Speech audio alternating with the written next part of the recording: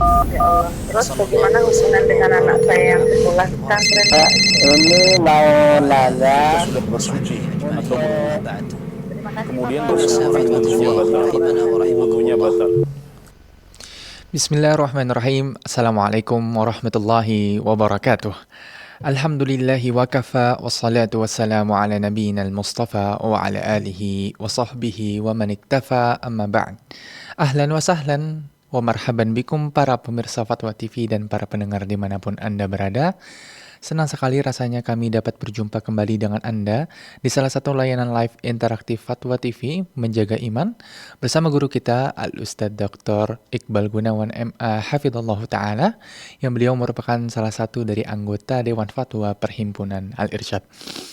Dan selama 1 jam ke depan kita akan bersama-sama belajar dan menuntut ilmu serta tentunya berusaha untuk mendapatkan jawaban dari pertanyaan yang telah masuk di meja redaksi kami dan juga pertanyaan yang masuk melalui layanan telepon kami tentunya. Dan kami juga membuka bagi seluruh pemirsa Fatwa TV dan juga para pendengar dimanapun Anda berada untuk dapat memanfaatkan jalur istimewa, momentum istimewa ini untuk dapat bertanya secara langsung kepada Ustadz Dr. Iqbal Gunawan MA Hafidhullah Ta'ala. Di nomor layanan kami tentunya di 0821 0331 5446087. Kami ulangi, Anda dapat menelpon ke layanan kami, nomor layanan kami di 0331 5446087. Dan Anda juga dapat bertanya melalui WhatsApp call kami di 0821 706087. Kami ulangi, Anda dapat bertanya secara langsung kepada Ustadz melalui WhatsApp call kami di 0821 706087. Baik, pemirsa Fatwa TV dan para pendengar dimanapun Anda berada telah membersamai kita walaupun masih dalam jarak yang jauh. Saat ini Ustadz berada di Makassar, Ustadz ya, Masya Allah. Ahlan wa sahlan Ustadz. ahlan. Masya Allah. Gimana kabar Ustadz di pagi hari ini Ustadz? Alhamdulillah. Alhamdulillah Ustadz ya. Bagaimana kabar di pesantren juga Ustadz? Alhamdulillah. Ini santri lagi belajar nih. Lagi belajar. Apa sudah masuk UTS Ustadz atau UAS? Belum Ustadz ya? UAS. Gitu. Masya Allah. Tapi ntar lagi insya Allah, awal Desember. Awal Desember, Masya Allah. Semoga Allah mudahkan selalu dan kami terima kasih kepada Ustadz untuk bersedia membersamai kami selama 1 jam ke depan. Semoga pada pertemuan ini kita diberikan keberkahan oleh Allah dan juga ilmu kita yang kita dapatkan pada kesempatan kali ini mendapatkan taufik untuk dapat kita amalkan. Allahumma amin. Allahumma barik Ustazana. Baik para pemirsa Fatwa TV dan para pendengar dimanapun Anda berada, sebelum kita membacakan pertanyaan yang telah masuk di meja redaksi kami, tentunya seperti biasa kita akan mendengarkan untayan nasihat pembuka dari guru kita Al-Ustadz Dr. Iqbal Gunawan MA Hafidhullah Ta'ala. Kepada beliau kami persilakan. Bismillah walhamdulillah wassalatu wassalamu ala rasulillah wa ala alihi wa sahbihi man walah wa la hawla wa la quwata illa billah. Allahumma alimna ma yanfa'una wanfa'na bima 'allamtana wa zidna ilma. Allahumma aslih lana sya'nana kullah wa la takilna ila anfusina tarfata ain. Allahumma inna nas'aluka al-huda was-sadad. Pemirsa Fatwa TV, kaum muslimin dan muslimat dimanapun Anda berada, alhamdulillah pagi menjelang siang hari ini Allah Azza wa Jalla masih memberikan kita nikmat kesehatan, nikmat iman, nikmat Islam, dan nikmat yang sangat banyak yang wajib untuk selalu kita mensyukuri nikmat-nikmat tersebut dan kita meminta kepada Allah agar nikmat terus dijaga dan diberkahi oleh Allah Azza wa Jalla. Dan Nabi Shallallahu Alaihi Wasallam dari sahabat Ibnu Abbas radhiyallahu anhuma, beliau mengatakan bahwasanya Rasulullah Shallallahu Alaihi Wasallam pernah bersabda, al-muhlikatu thalath, yang membinasakan seorang itu ada 3, i'jabul mar'i binafsihi, seorang yang bangga, kagum, takjub terhadap dirinya sendiri, wa syuhhun muta', keserakahan yang diikuti dan hawa muttaba, hawa nafsu yang diperturutkan. 3 perkara ini diingatkan oleh Rasulullah Sallallahu Alaihi Wasallam kepada kita semua umatnya. Beliau adalah Nabi yang sangat penyayang kepada umatnya dan mengingatkan kita perkara-perkara yang hendaknya kita jauhi, hendaknya kita hindari, dan jangan sampai kita terjatuh ke dalamnya. Dan di antara perkara yang diingatkan oleh Nabi Sallallahu Alaihi Wasallam adalah tentang ujub. Dan ujub ini sangat membahayakan ketika seorang diberikan kelebihan oleh Allah Azza wa Jalla, baik itu dari perkara agama, ilmu, atau urusan dunia, maka tidak boleh seorang merasa takjub dengan dirinya. Karena itu semua adalah murni karunia Allah Azza wa Jalla. Wa ma bikum min ni'matin faminallah. Nikmat apa saja yang Allah berikan kepada yang kalian dapatkan adalah datangnya dari Allah Azza wa Jalla. Walladzi habbaba ilaikumul iman. Dia Allah yang menjadikan kalian cinta kepada keimanan, wa zayyanahu fi qulubikum, dan menghiasi dalam hati kalian, wa karraha ilaikumul kufra wal fusuqa wal isyan, dan membuat kalian benci kepada kufuran, kefasikan dan kemaksiatan. Jadi semua yang kita miliki, yang kita dapatkan dari kebaikan, dari kenikmatan itu dari Allah Azza wa Jalla, maka kita kembalikan kesyukuran kita hanya kepada Allah Azza wa Jalla.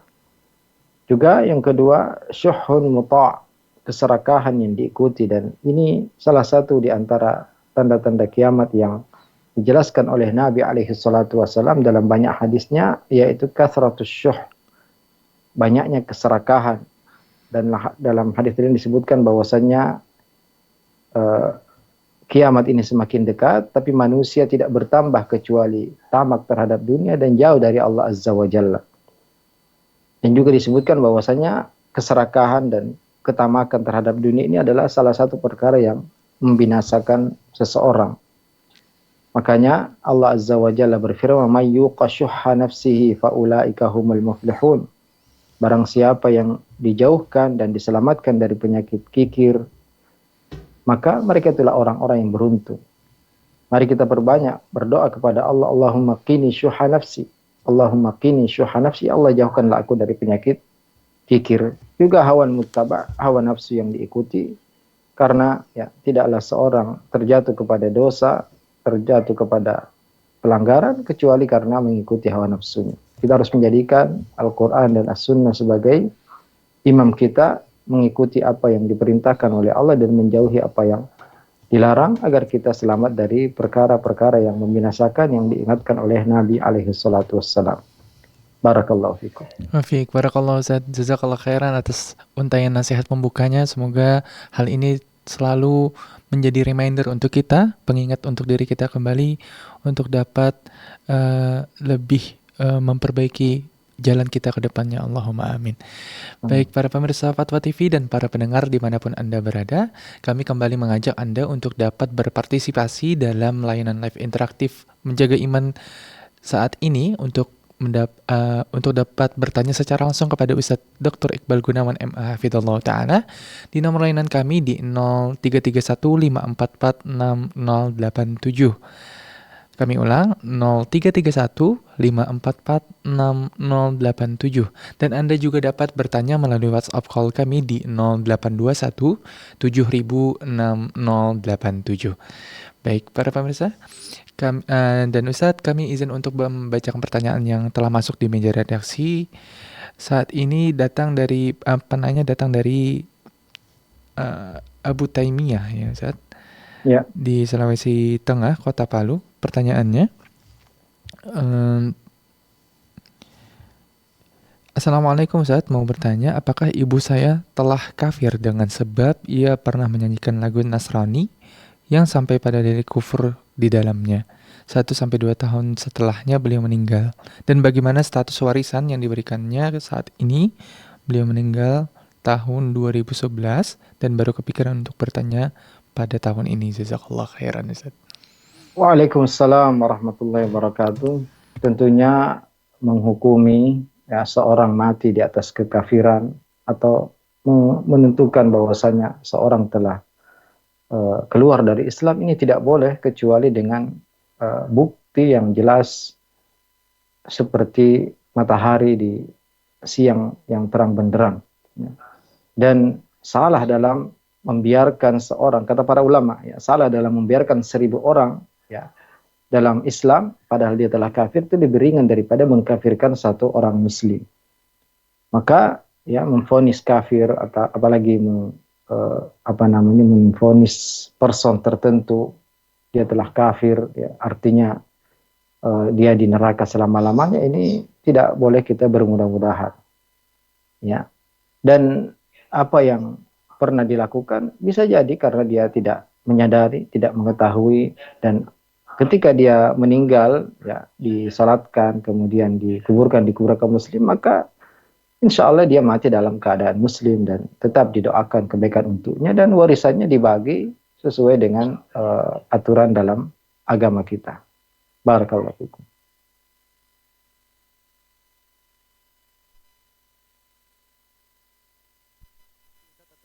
Semoga dapat dipahami oleh penanya kita, Abu Taimiyah di Kota Palu, Sulawesi Tengah.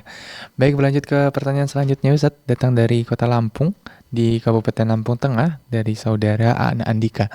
Pertanyaannya, Assalamualaikum Ustadz, apa saja yang bentuk kesyirikan kecil yang harus dihindari oleh kaum muslimin? Jazakallah khairan, Ustadz. Waalaikumsalam warahmatullahi wabarakatuh.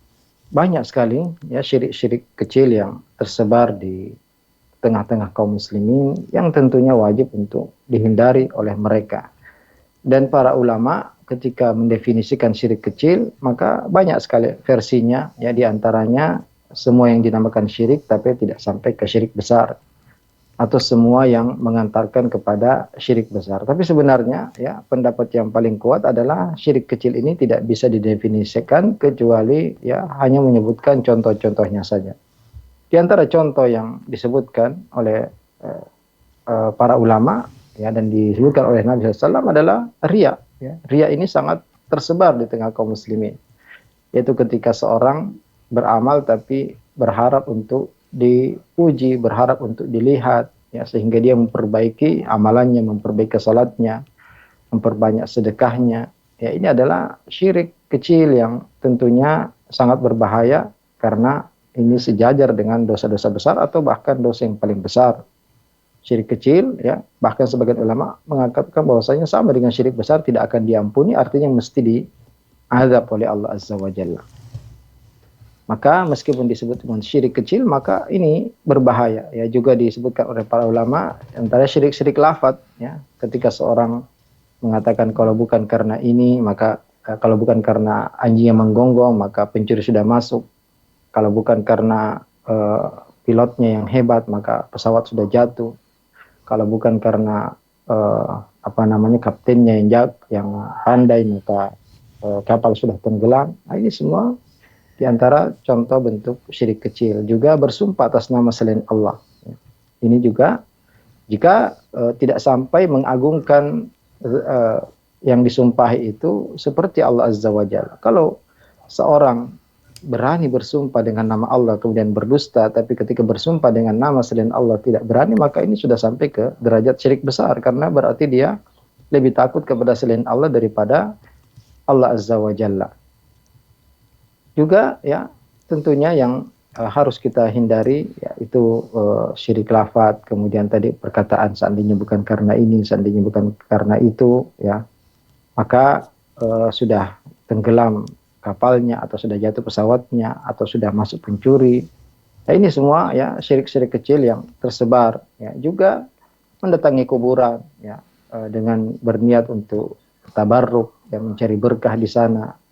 Meskipun dia yakini bahwasanya keberkahan itu dari Allah Azza wa Jalla, tapi mengatakan bahwa sebab keberkahan itu dengan beribadah di sekitar kuburan, ini juga adalah bisa mengantarkan kepada syirik besar, meminta keberkahan dari orang-orang yang sudah meninggal, bisa mengantarkan sampai ke situ. Ya. Walaupun tadi awalnya hanya meyakini bahwasanya keberkahan itu dengan beribadah di sekitar kuburan.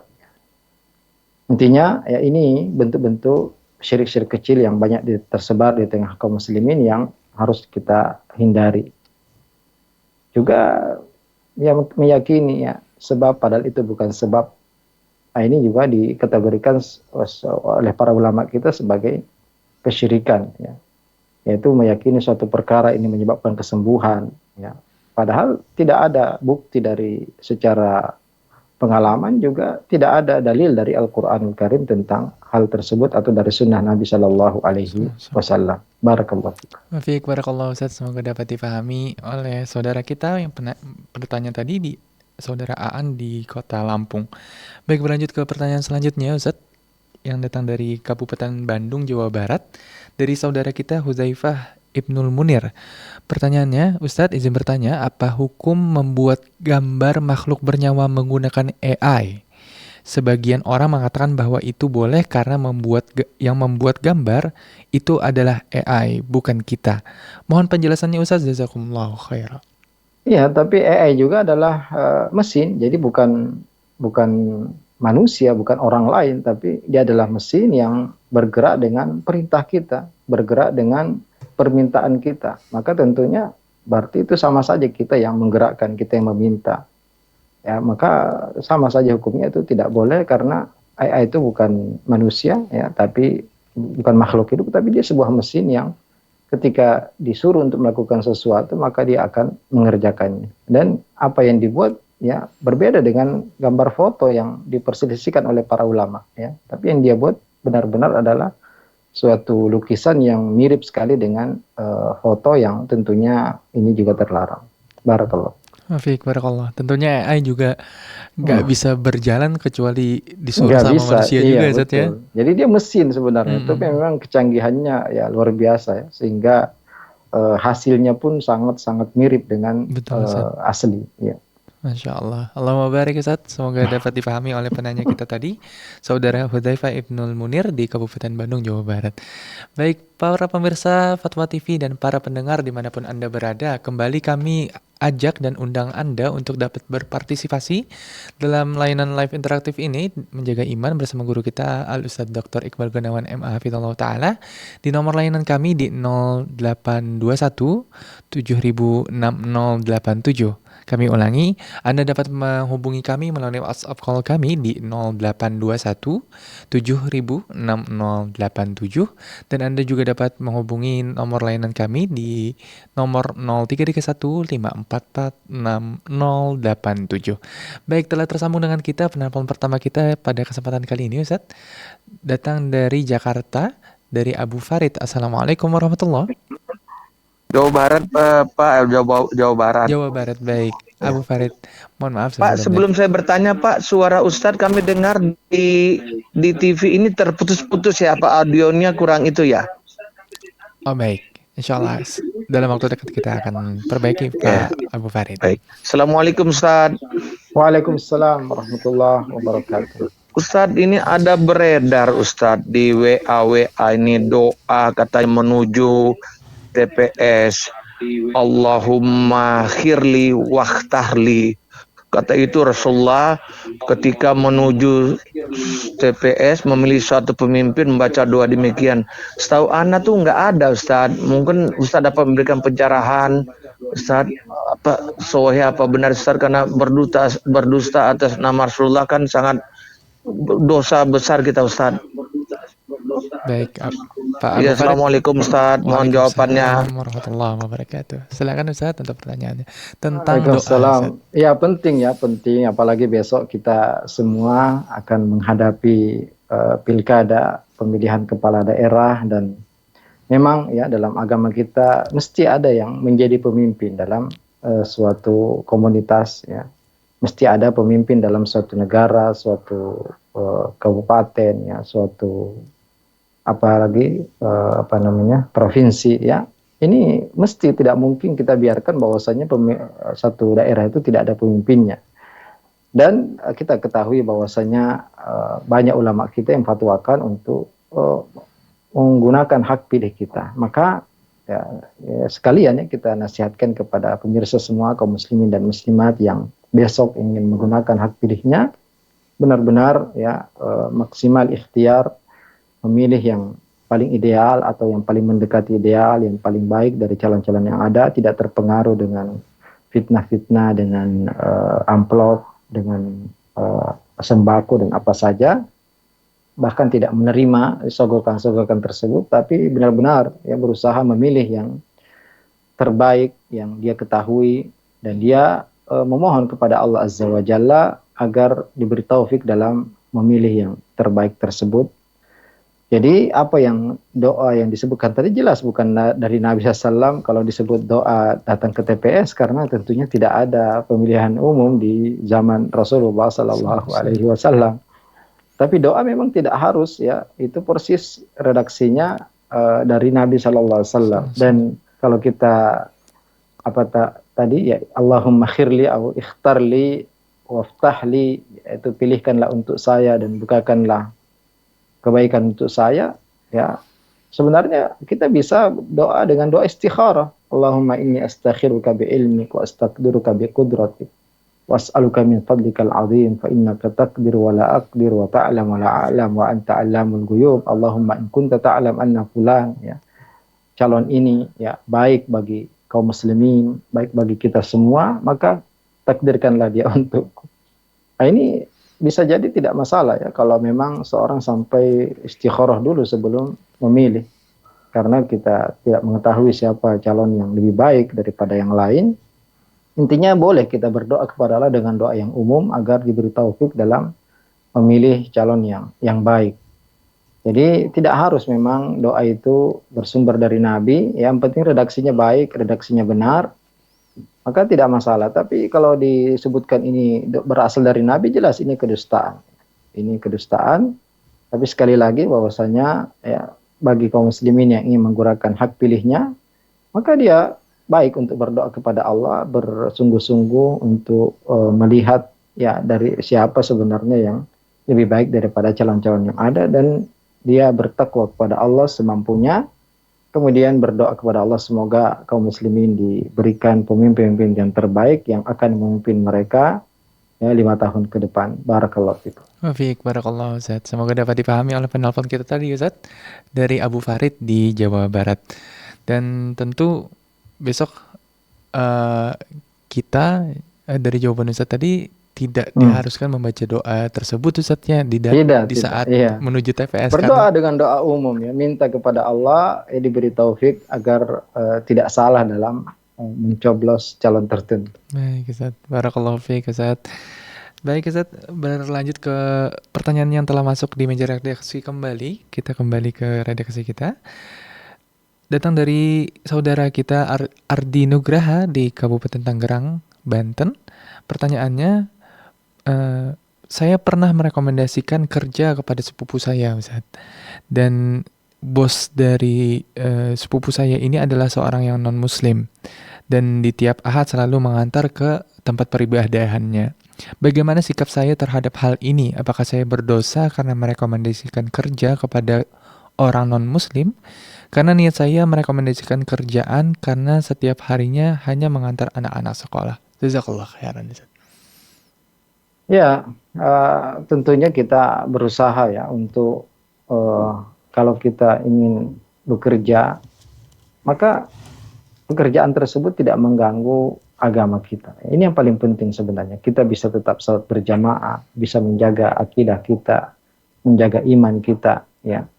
Tapi kalau kita bekerja di non-muslim kemudian kita dipersulit untuk beribadah kepada Allah Azza wa Jalla, maka tentunya ini berusaha untuk kita tinggalkan pekerjaan tersebut dan pekerjaan yang lain. Tapi kalau selama agama kita aman, ya, apalagi kalau kita umpamanya mampu atau bisa berdiskusi, mungkin bisa mendakwahi, ya, bos kita ketika diantar, bisa jadi, atau kita menampakkan akhlak yang baik, kemudian menjadi sebab dia masuk Islam. Ya, ini insya Allah tidak masalah ya. Mengantar ke gereja juga ya, karena memang dia ibadahnya di situ dan sudah menjadi tugas kita, maka semoga Allah Azza wa Jalla ya, karena ini sudah bagian dari pekerjaan dia, jadi tidak masalah.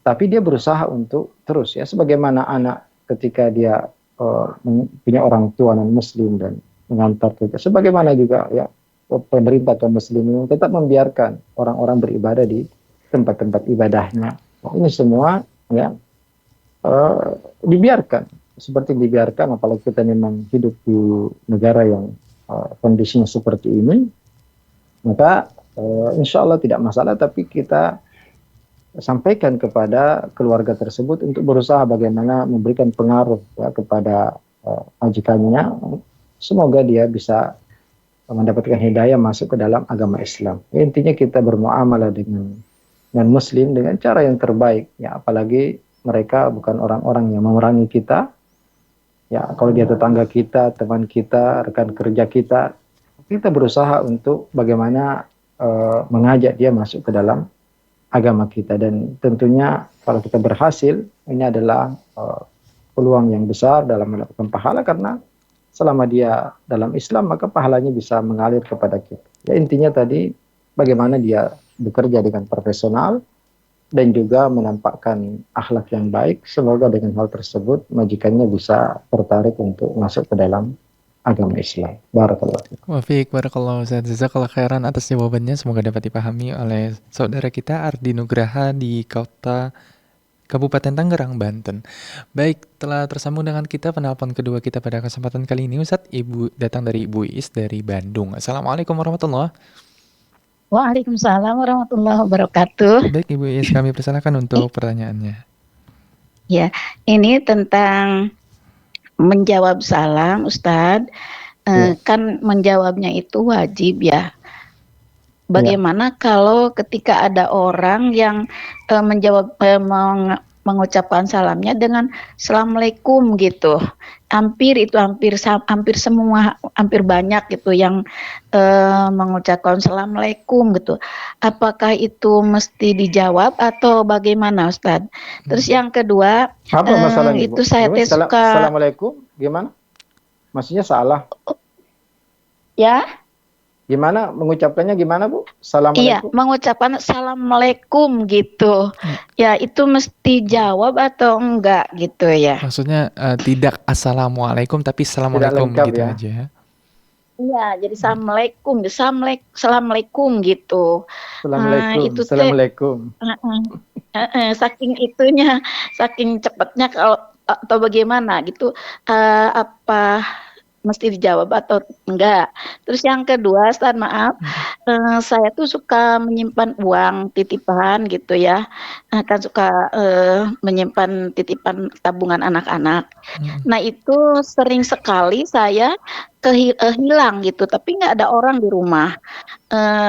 Yang misal 10 nggak ada 1 atau nggak ada 2 gitu.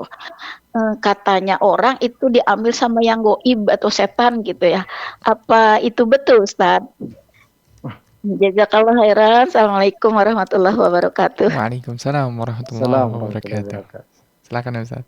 Ya, tentunya sebaiknya kalau kita mendengarkan maka kita berusaha untuk memperbaiki ya, kita sampaikan, mungkin bisa berduaan saja, jangan sampai tersinggung, atau secara umum kita sampaikan ke rekan-rekan kita, teman-teman kita. Jadi kalau ucap salam itu usahakan yang sempurna, Assalamualaikum ya, karena itu bahasa Arab ya. Dan yang lebih tepat adalah Assalamualaikum, bukan Assalamualaikum ya. Tapi kita berusaha untuk tetap menjawab. Kenapa? Karena jawaban kita adalah doa juga untuk dia. Waalaikumsalam warahmatullahi wabarakatuh ya. Mungkin dengan kita menjawab dengan lebih tepat, mereka akan sadar bahwasanya ucapannya itu hanya atau kurang tepat dalam pengucapan ya.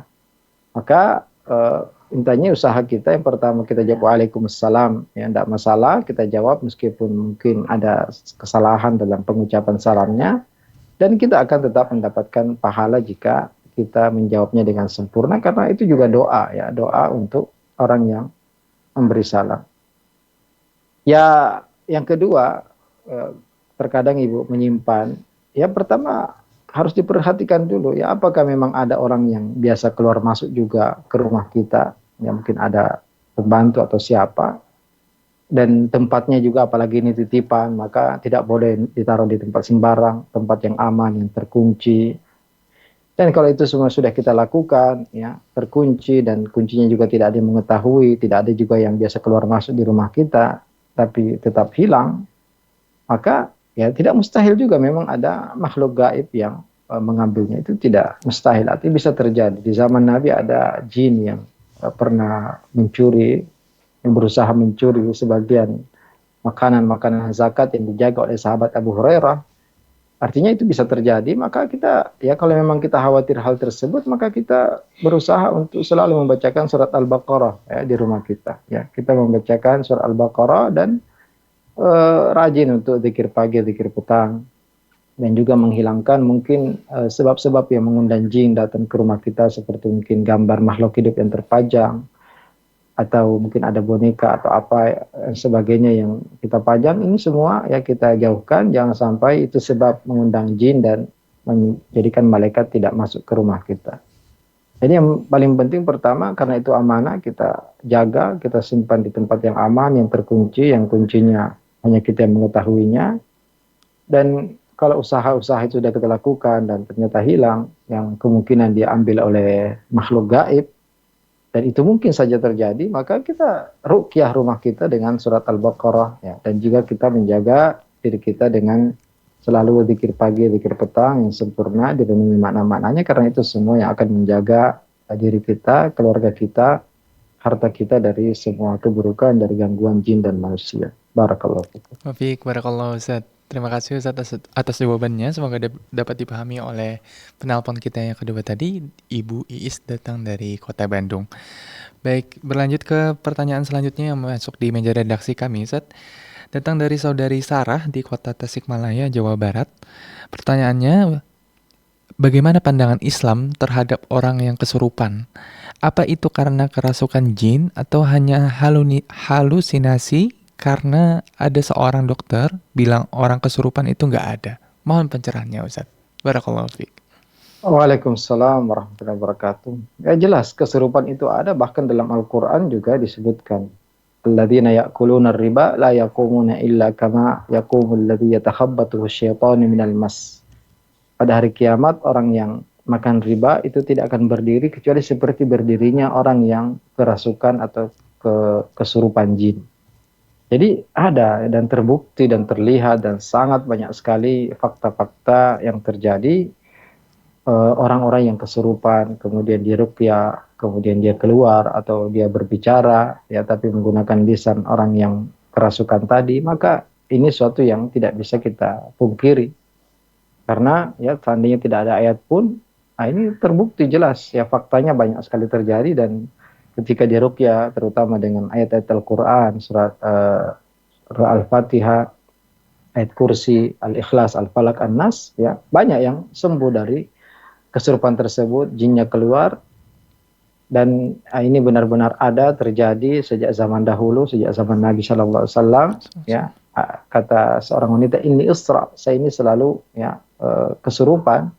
Maka dia minta kepada Nabi SAW agar didoakan sembuh dari penyakit tersebut. Kata Nabi SAW, ya saya doakan atau kamu sabar tapi balasanmu surga. Maka dia memilih sabar dan balasannya surga, tapi tetap dia minta supaya jika kesurupan auratnya tidak tersingkapnya. Ini diantara contoh bagaimana para sahabiat benar-benar ya, dalam kondisi uzur pun mereka tidak ingin terlihat auratnya. Ya, bagaimana dengan wanita zaman sekarang yang membuka auratnya padahal dalam kondisi normal. Intinya ya kesurupan itu ada, tidak bisa kita ingkari, terbukti banyak sekali kejadiannya, dan obatnya adalah dengan dibacakan Al-Quran. Dan orang yang takut kesurupan maka menjaga zikir pagi, zikir petang, masuk rumah, keluar rumah, dan semua aktivitas yang ada zikirnya, agar ya syaitan jin tidak menguasainya dan tidak masuk ke dalam tubuhnya. Jadi tidak bisa dipungkiri, bahkan ada dalam Al-Quran tadi disebutkan, yaitu orang yang makan riba nanti pada hari kiamat tidak akan berdiri kecuali seperti orang yang yatakhabbathu syaitanu minal mas, seperti orang yang kesurupan ya, kesurupan setan atau kerasukan jin. Barakallahu fiik. Wafik, barakallahu Ustaz. Jazakallah khairan wa barakallahu fiikum Ustaz atas jawabannya. Semoga dapat dipahami oleh saudari kita Sarah di Kota Tasikmalaya, Jawa Barat. Baik, para pemirsa Fatwa TV dan para pendengar dimanapun Anda berada, kembali kami mengajak Anda untuk dapat memanfaatkan jalur atau momentum spesial ini untuk dapat bertanya secara langsung kepada guru kita, Al-Ustadz Dr. Iqbal Gunawan MA Hafidhallahu Ta'ala di nomor lainan kami di 0331544687, dan Anda juga dapat menghubungi kami melalui WhatsApp call kami di 0821 7000 6087. Kami ulangi, Anda dapat menghubungi kami melalui WhatsApp call kami di 0821 7000 6087. Baik Ustaz, kami izin untuk membacakan kembali pertanyaan yang telah masuk di meja redaksi kami Ustaz. Saat ini datang dari DKI Jakarta, Jakarta Barat, dari saudara Husna atau saudari Husna Raharjo. Bismillah, Assalamualaikum warahmatullahi wabarakatuh. Ustaz, semoga Allah memberkahi Ustaz dan seluruh tim. Izin bertanya, jika seseorang memberikan manfaat dan atas bantuan Allah, dia berusaha menciptakan teknologi yang memudahkan orang-orang, dan dia berusaha untuk melakukan itu untuk Allah, apakah dia bisa mendapatkan nikmat kubur, serta mendapatkan penghargaan dari Allah di hari kiamat kelak? Barakallahu fiikum Ustaz. Assalamualaikum warahmatullahi wabarakatuh. Waalaikumsalam warahmatullahi wabarakatuh. Semoga Allah memberkahi yang bertanya juga dan seluruh tim dan seluruh kaum muslimin dimanapun mereka berada. Tentunya apapun yang kita lakukan dari kebaikan, apalagi itu berkaitan dengan agama kita, ya, meskipun terkait dengan teknologi, ya, membuat website atau apa saja yang bermanfaat untuk kemudahan kaum muslimin dalam menuntut ilmu, dalam belajar, dalam menebarkan ilmu, maka itu adalah salah satu pahala jariah yang bisa terus mengalir pahalanya selama teknologi itu digunakan. Maka ya tentu apa yang ditanyakan di sini kita katakan jelas ya, dia akan dapat pahala dan tidak khusus yaitu hanya di kuburan atau pada hari kiamat nanti, tapi seterusnya bahkan mungkin mendapat pahala di surga. Ya, intinya semua kebaikan itu adalah sebab seorang dilapangkan kuburnya dan sebab mendapatkan tempat yang baik di surga nanti. Jadi bukan hanya terkhusus pada alam barzakh atau di hari kiamat, tapi terus pahalanya ya jika diniatkan untuk kebaikan, apalagi manfaatnya dirasakan oleh banyak kaum muslimin ya teknologi tersebut, maka tentunya semakin banyak pahala yang dia dapatkan. Maka ya kita berusaha kalau memang kemampuan kita di bidang teknologi, kita pikirkan ya bagaimana kita gunakan atau ciptakan sebuah inovasi yang dengan inovasi tersebut ilmu semakin mudah dipahami, semakin mudah tersebar, dan semakin dirasakan manfaatnya oleh banyak kaum muslimin. Barakallah. Wafiq barakallahu Ustaz, jazakallah khairan atas jawabannya. Semoga dapat dipahami oleh saudari kita Husna Raharjo di DKI Jakarta. Baik, berlanjut ke pertanyaan selanjutnya Ustaz, datang dari Kota Bogor, Jawa Barat, dari saudara kita Prasetyo. Pertanyaannya, Assalamualaikum Ustaz, apa perbedaan menyelisihi sunnah dan bid'ah, dan perbedaan hukum atau sanksinya? Barakallahu fiik. Waalaikumsalam warahmatullahi wabarakatuh. Sebagian ya ulama kita menyebutkan khilafus sunnah itu sesuatu yang sebenarnya ada asalnya tapi tidak dikerjakan oleh Nabi Shallallahu Alaihi Wasallam. Di antara yang disebutkan yaitu kunut ya, apalagi ini juga diperselisihkan ya masalah hadisnya, kesahihannya dan penerapannya ya, sehingga sebagian ulama kita tidak mengatakan kunut subuh setiap subuh itu bid'ah, tapi sebagian mengatakan khilafus sunnah ya. Karena ada dalilnya yang diperselisihkan hadisnya oleh para ulama kita, dan juga ini khilaf yang sebagian ulama mengatakan mu'tabar karena ya dinukil dari ulama-ulama yang mu'tabar juga. Juga ya yang disebutkan oleh sebagian ulama kita khilafus sunnah yaitu seorang yang datang ke Mekah umroh lebih daripada sekali ya, kemudian pergi lagi setelah umroh pertama dia pergi lagi ke Tan'im atau keluar dari tanah haram menuju tanah halal untuk ihram ya, kemudian mengulangi lagi. Ya, sebagian ulama tidak mengatakan itu bid'ah, tapi khilafus sunnah karena ya juga pernah dilakukan oleh Aisyah tapi tidak dilakukan oleh Nabi SAW. Ya, adapun bid'ah benar-benar perkara yang baru, ya, tidak ada perintahnya, tidak ada contohnya, tidak ada dalilnya, sehingga ya itu perkara yang bid'ah. Tentu ini lebih berbahaya, kullu bid'atin dhalalah wa kullu dhalalatin finnar. Setiap bid'ah adalah sesat dan setiap sesat adalah neraka. Adapun khilafus sunnah sebagian ya ada dalilnya tapi lemah atau diperselisihkan oleh para ulama. Nah, itu yang biasa kita dengarkan dari ulama kita ketika mengatakan itu khilafus sunnah, tidak sesuai sunnah, atau apakah itu bid'ah. Ya, bid'ah benar-benar tidak ada dalilnya, tidak ada contohnya, perkara baru dan harus ditinggalkan. Adapun khilafus sunnah maka kita mungkin bisa lebih toleran dalam hal tersebut. Barakallah. Wafik barakallah Ustaz. Jadi khilafus sunnah ini tidak menjadikan seseorang yang melakukannya itu terancam dengan neraka itu Ustaz. Ya, tidak sampai kita mengatakan dia mubtadi ya. Walaupun ini juga diperselisihkan oleh para ulama. Di antaranya juga masalah ketika i'tidal ya, apakah meluruskan ataukah melipat tangan, meletakkan di atas dada ya. Ini permasalahan khilafiyah yang sebagian ulama kita yang tidak sesuai mengatakan itu khilafus sunnah. Ya tadi juga umrah berkali-kali tidak pernah dilakukan Nabi, hanya Aisyah. Sehingga ulama kita tidak menghukumi bid'ah tapi menghukumi sebagai khilafus sunnah. Iya, bertentangan atau tidak sesuai dengan sunnah Nabi, yang mana Nabi ketika datang umrah hanya sekali, kemudian tidak keluar ke Tan'im untuk mengulangi lagi. Ya seperti juga kunut subuh yang terus-menerus, yang mana sebagian ulama muktabar memang menganggap itu seperti itu, tapi kebanyakan ulama mengatakan tidak sunnah, yang sunnah adalah di waktu witir. Nah, barakallah. Wafik barakallah Ustaz. Allahumma barik, semoga dapat dipahami oleh saudara kita Prasetyo dari kota Bogor, Jawa Barat. Baik. Tentu berbeda sikap kita, ya lebih tegas kepada yang bid'ah dan lebih toleran kepada yang disebut sebagai khilafus sunnah. Nah, tapi ini juga harus dipahami ya. Bisa jadi menyelisih sunnah juga bisa sampai bid'ah juga. Intinya ini yang terkadang kita dengar dari para ulama kita ketika menghukumi sesuatu khilafus sunnah. Ya tadi contoh-contoh yang saya sebutkan tadi. Barakallah. Wafik barakallah Ustaz. Allahumma barik. Kembali Ustaz, untuk kami izin untuk membacakan pertanyaan selanjutnya yang masuk di meja redaksi kami. Dan pertanyaan ini penting ini untuk kita yang memulai untuk belajar agama tentunya, untuk tidak salah langkah dalam mengambil ilmu. Pertanyaannya, bagaimanakah batasan seseorang keluar dari ahlus sunnah dan tidak keluar dari ahlus sunnah? Ini berkaitan dengan bagaimana kita memilih guru yang tepat Ustaz. Allahumma barik. Ya, tentunya tidak boleh kita bermudah-mudahan dalam mencap seorang itu keluar dari sunnah, karena ya ini perkara yang ditegaskan oleh para ulama, ikhrajur rajul minas sunnati syadid, yang mengeluarkan seorang dari ahlus sunnah itu perkara yang berat ya, tidak ringan. Memvonis bid'ah kepada seorang itu tidak ringan. Tapi ya kaidah secara umum adalah semua yang mengkhilafi usul ahli sunnah maka berarti dia keluar dari ahli sunnah. Jadi usul ahli sunnah dalam masalah tauhid ya, tauhid rububiyah, uluhiyah, asma sifat ya. Tentu arkanul iman ya.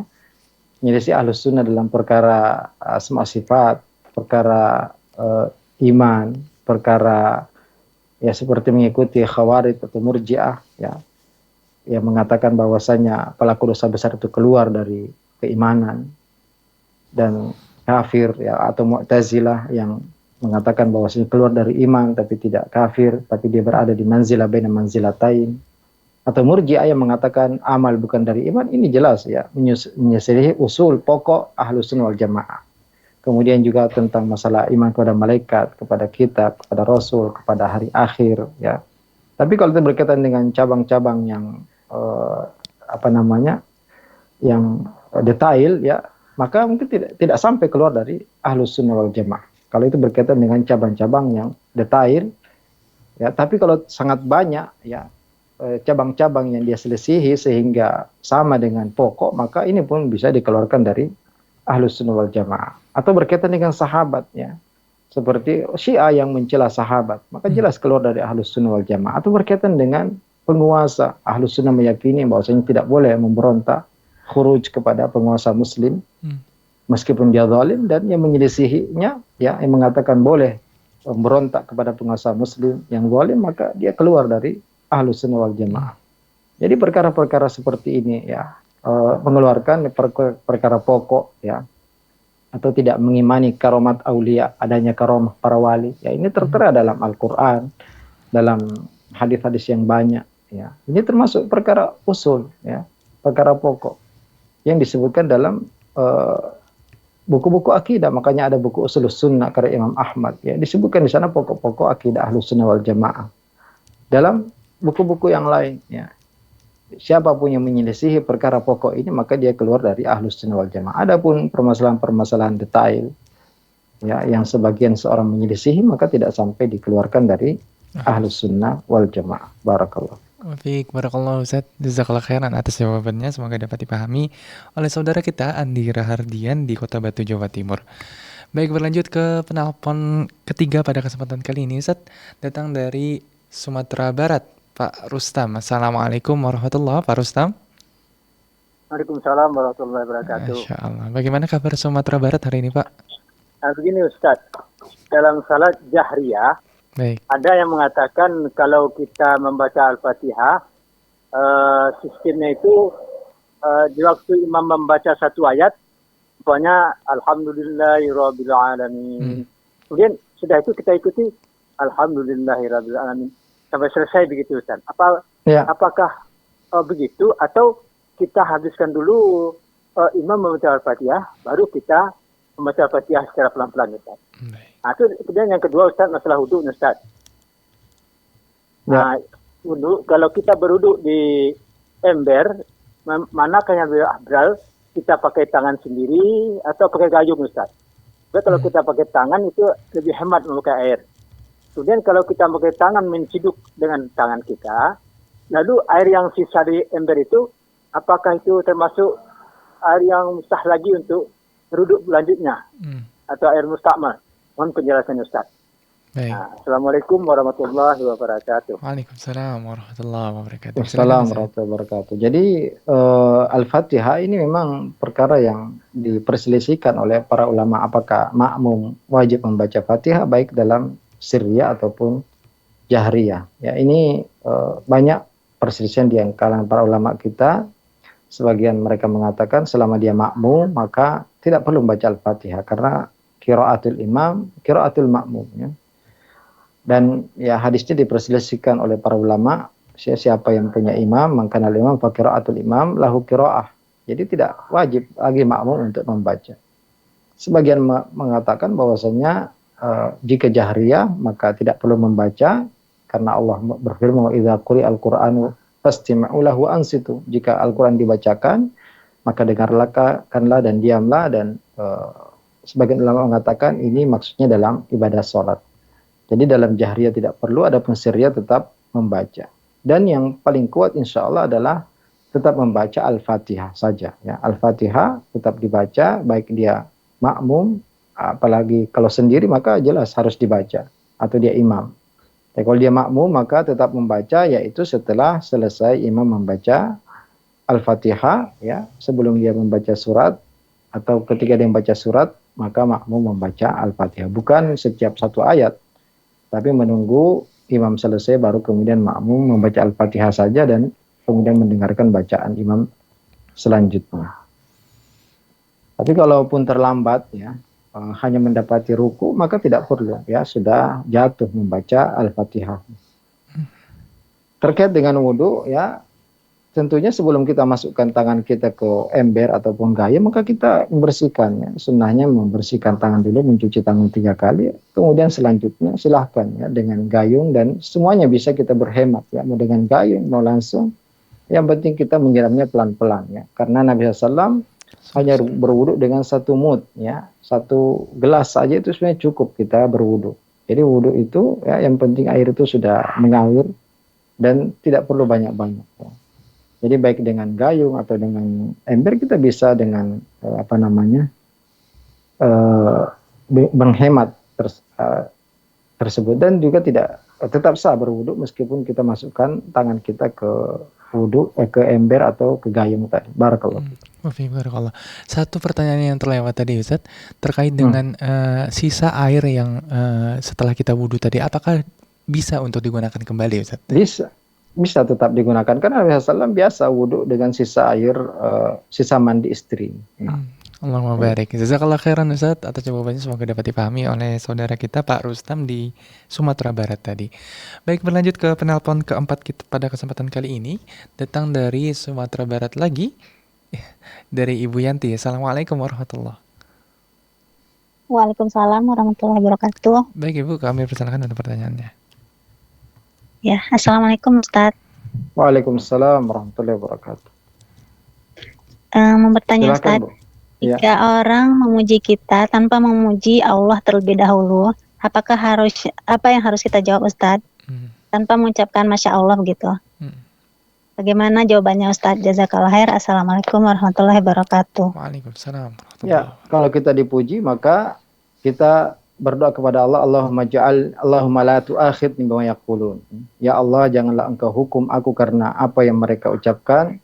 Waghfir li ma la ya'lamun, dan ampuni aku terhadap apa yang mereka tidak tahu. Waj'alni khairam mimma yadhunnun, dan jadikanlah aku lebih baik daripada apa yang mereka sangkakan. Ya. Jadi doanya yang memuji kita, ya kalau kita dipuji dengan benar, ya memang itu ada pada diri kita, maka kita berdoa kepada Allah, Allahumma la tu'akhidni bima yaqulun. Ya Allah, janganlah Engkau hukum aku disebabkan apa yang mereka ucapkan. Waghfir li ma la ya'lamun. Ampuni aku terhadap ya perkara-perkara yang mereka tidak tahu. Saya punya banyak dosa, punya banyak kekurangan. Ampunilah aku, dan waj'alni khairam mimma yadhunnun, dan jadikan aku lebih baik daripada apa yang mereka sangkakan. Ya. Tentunya tidak baik ya sering memuji di depan, tapi di belakang bagus ya. Tapi kalaupun dia ya memuji, maka itu yang kita baca, yaitu doa tadi. Doa jika orang memuji kita, maka kita katakan Allahumma la tu'akhidni bima yaqulun, dan ini doa yang sangat baik sekali maknanya. Jangan Engkau hukum aku ya karena ucapan mereka.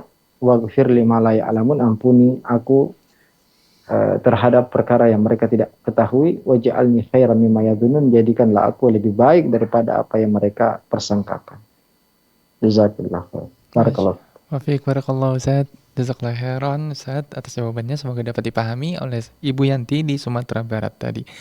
Baik, berlanjut ke meja redaksi kembali Ustaz. Kita kedatangan pertanyaan dari Kota Batu, Jawa Timur, dari saudari Anissa Ummu Al-Faruq. Bagaimana cara menyikapi keluarga yang masih melakukan amalan bid'ah? Jazakallahu khairan Ustaz. Ya, kewajiban kita adalah terus bersabar ya, terus berdakwah, terus mengajak kepada kebaikan, terus menunjukkan kepada kebenaran.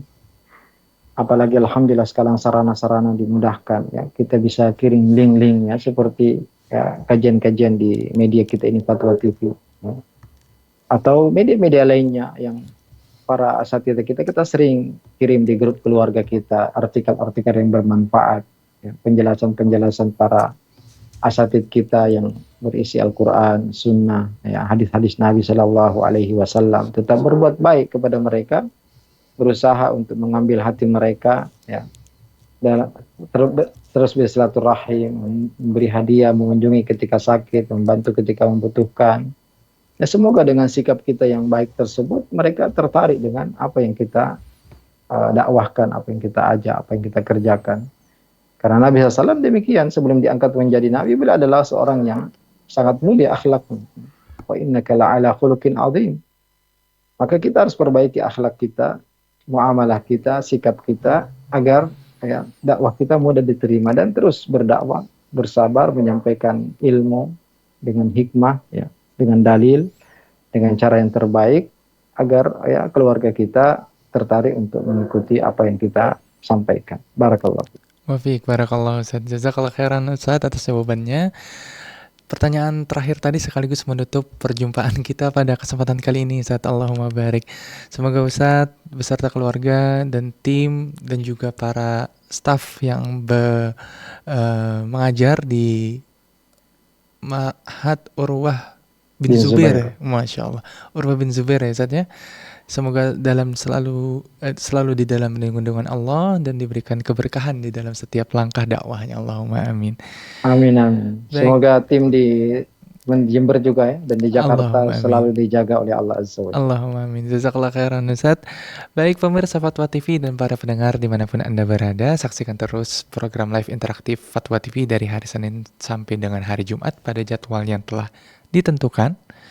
Untuk mengetahui segala informasi terkait dengan Fatwa TV dan Dewan Fatwa Perhimpunan Al-Irsyad, Anda dapat mengakses website kami yaitu www.dewanfatwa.com atau fatwatv.id.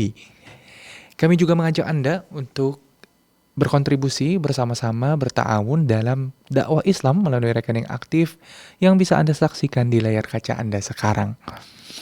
Dan jangan lewatkan program live interaktif bersama guru kita, Al-Ustadz Nafi' Zainuddin LCMH, MHI, pada sore ini pukul 16.00 waktu Indonesia Barat pada program live interaktif Tarbiyah Islamiyah.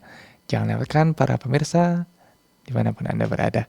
Dan juga jangan lewatkan juga live interaktif pada malam hari ini, keimanan, doa, dan zikir bersama guru kita, Al-Ustadz Dr. Muhammad Nur Ihsan MA Hafidhullah Ta'ala pada pukul 20.00 waktu Indonesia Barat. Baik para pemirsa, kami segenap kru yang bertugas pamit undur diri. Bila ada kesalahan atau pertanyaan yang belum dapat kami sampaikan, insya Allah akan kami sampaikan pada waktu yang akan datang. Kami segenap kru yang bertugas pamit undur diri. Wassalamualaikum warahmatullahi wabarakatuh. Ya Allah. Terus bagaimana hubungan dengan anak saya yang sekolah pesantren? Ini mau nanya. Sudah bersuci atau belum?